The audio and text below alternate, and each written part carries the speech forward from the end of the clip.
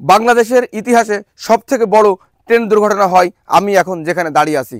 1940 সালে একবার ট্রেন দুর্ঘটনা হয় এবং 1979 সালে সবথেকে বড় ট্রেন দুর্ঘটনা হয়। 1979 সালে সরকারিভাবে মানুষ মারা যায় 74 জন এবং আহত হয় 500 জন। আর 1980 সালে একবার হয়, 1980 সালেরটা মাত্র মানুষ মারা যায় 4 জন। এবং প্রথম যে ট্রেন দুর্ঘটনা হয় এখানেই কিন্তু ট্রেন দুর্ঘটনা হয়। এখানে আমি এখন দেখেন দাঁড়িয়ে আছি, এটা হচ্ছে যে একটা পুল। আর এই পুলটা যখন ছিল, এই পুলটা ছিল হচ্ছে কাঠের একটা পুল ছিল। এই কাঠের পুল থাকাকালীন ট্রেনটা যখন ওই পাশ থেকে আসে আর কি, আসার কারণে তখন এই চারিদিকে পানি থই থই করে। কাঠের পুল ছিল তখন, ট্রেন যোগাযোগ ব্যবস্থা অতটা উন্নত ছিল না। তখন এই কাঠের পুলের কারণে ট্রেনের মাথাটা এই কাঠের পুলের ভিতরে ঢুকে যায় এবং ঢুকে যাওয়ার ফলে ট্রেনটা 3-4টে গড়া খায় আর কি। আর এখানে সবথেকে বড় মজার এবং হাসির এবং দুঃখজনক বিষয় হচ্ছে এই ট্রেনে কিন্তু বরবউ আসছিল, বিয়ে করে বরযাত্রী সহ বরবউ আসছিল এবং অন্যান্য যাত্রীও ছিল। ওই বরবউ ব্যতীত বাদবাকি যাত্রী সবাই মারা যায়। এবং ট্রেনের ছাদে একজন বাদাম বিক্রেতা ছিল, ওই বাদাম বিক্রেতাও কিন্তু বেঁচে থাকে।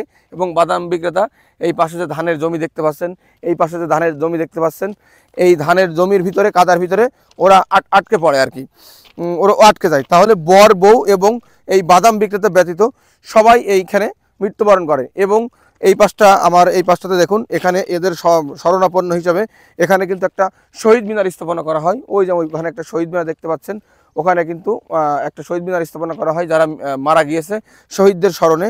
এখানে শহীদ মিনারটা স্থাপনা করা হয়। আর একটা বিষয় হচ্ছে, আপনারা জানেন যে গাইঘাটের মানুষ, সবাই বলে গাইঘাটের মানুষ নাকি ট্রেন পড়ে বড় লোক। আসলে কথাটা কতটা সত্য কতটা মিথ্যা আমরা তো ছোট মানুষ, আমরা তো জানি না, তখন আমরা হইনি, আমরা ছিলাম না। এখন মানুষজনের মুখে মুখে শুনি আর কি, আশেপাশে গ্রামের লোক যেমন উক্ত, চাঁদপুর, মাখালডাঙ্গা, দিনাজপুর, ঠিক আছে, সব মানুষজন বলে যে গাইঘাটের গ্রামের লোক ট্রেন পড়ে বড় লোক।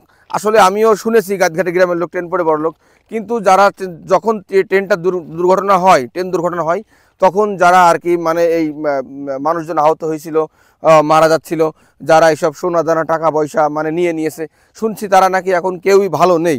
আসলে মানুষের খারাপ করে ভালো কখনো কেউ হতে পারে না। আর যারা মনে করেন যে সাহায্য সহযোগিতা করেছে, মানুষের বিপদে পাশে এসে দাঁড়িয়েছে, তারা এখন মোটামুটি ভালো আছে। এখন আমরা তো এটা কতটুকু সত্য কতটুকু মিথ্যা জানি না, এটা লোকের মুখে শুনেছি, লোক মানুষ এগুলো বলে আসছে, আমরা এগুলাই মানে শুনতেছি, জানতেছি। তো এই সেই স্পট যেখানে মানুষজন মানে বাংলাদেশের ইতিহাসে একই জায়গাতে তিনবার মানুষ রেল দুর্ঘটনা হয়ে এখানে মানুষ মারা গিয়েছে। এটা কিন্তু একটা দুঃখজনক একটা বিষয়, মানে এক জায়গাতে একবারই হতে পারতো, দুইবারই হতে পারতো, কিন্তু তিনবারই হয়ে গিয়েছে, ঠিক আছে। আর এখানে দেখেন, এখানে কিন্তু মাছ চাষও হয়, মাছও চাষ হয়। আপনার যখন এই পুলের মুখটা পানিতে থই থই করে, এখানে মাছ চাষ হয়। আর চারিপাশে এটা মাঠের ভিতরে আমরা দাঁড়িয়ে আছি। আর ওই পাশে মানুষজন, এই যে আপনার কি বলবো, কি ওটা পাট নিড়াচ্ছে। আমরা এখন এমন একটা জায়গায় আছি, মোটামুটি ভালোই লাগছে।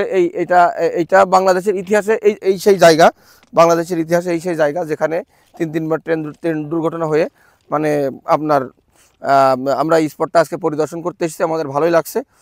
তো ধন্যবাদ, সবাই ভালো থাকবেন, সুস্থ থাকবেন। আসসালামু আলাইকুম।